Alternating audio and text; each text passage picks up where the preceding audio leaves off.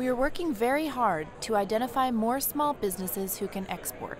This is a great opportunity to just kind of meet different people that are in similar situations and also to learn about some of the opportunities that are going to be available to us shall we choose to go abroad and kind of expand our operations further. Export.gov is your one-stop shop on the web for all federal government trade resources.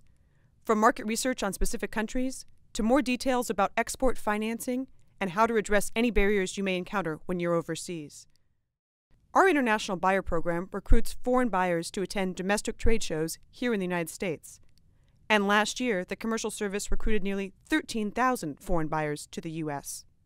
Small and medium-sized businesses must share in the export opportunities open to U.S. agriculture in the coming decade and beyond.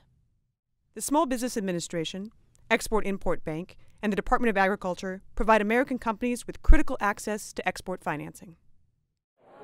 Give a little bit of primer help to smaller industries that who really have great innovations but lacks the funding which they initially need. What I learned today really says that made in America, whether not you're small or not, can really take advantage of what the programs can allow you to do. So I'm really excited about what I learned today and really go back and take that and put that to work for me. So.